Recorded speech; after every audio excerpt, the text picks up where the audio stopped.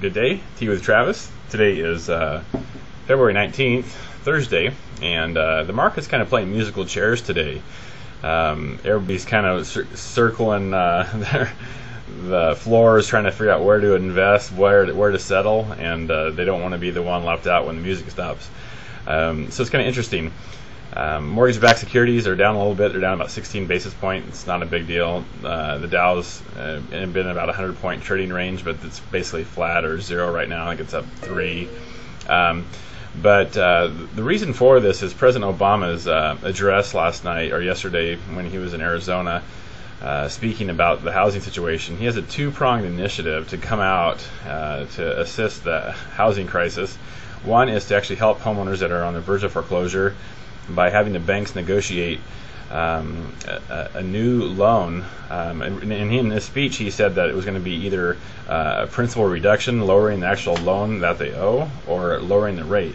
And immediately after his speech, basically all the CEOs of all these banks like Chase and Countrywide or Bank of America came out and said, we will lower their rate and modify their loan, but we are not going to lower their principal balance and wipe that off the books.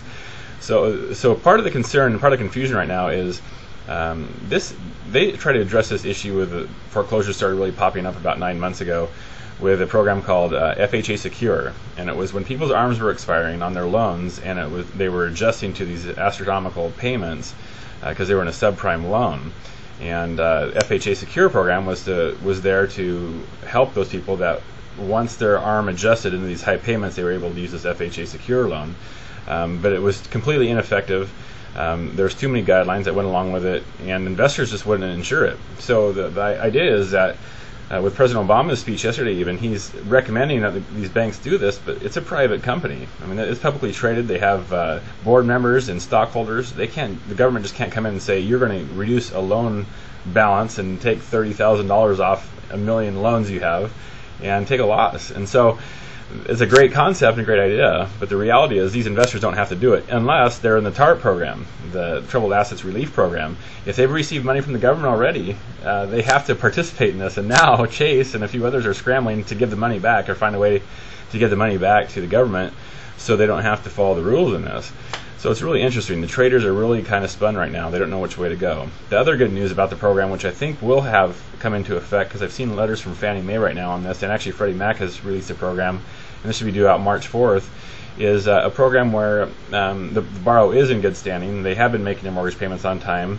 There's no problems with their credit, but they simply can't refinance their home into the lower, historically low rates we have right now. And so this new program is going to allow people to refinance their home up to 105% of the value, the fair market value that's determined, and then get a loan up to 105%. So you're thinking, gosh, that sounds crazy. It sounds like extend this problem even more that we're having. Well, not really, because it's the same loan amount and their payments going down, so the consumer or you as a client is going to have a lower payment, a lower rate, and just because your value of your home isn't supporting the loan or the value to the loan, you shouldn't be punished and shouldn't not have the opportunity to refinance into these low rates.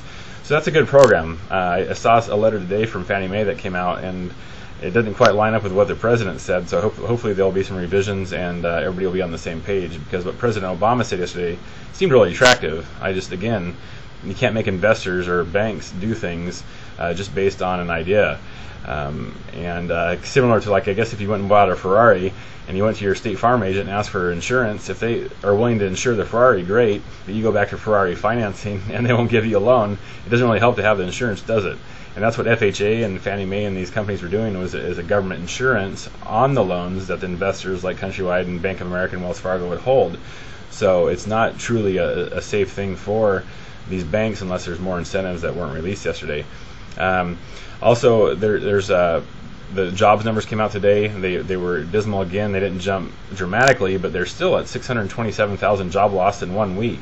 And what's even more concerning is the fact that we're at 5 million continued claims going forward, meaning when they pile each week statistics on top of the week prior, the ongoing claims going forward at this time is 5 million people unemployed right now. So that's quite a scary number. with a stimulus plan, most likely jobs will be created, but it's going to get worse before it gets better. So that's also a major concern for the stock market, and that's why the stock market's down. The Dow's down in 7,500 range, which we haven't had since that terrible time back in November. So that's the update for today.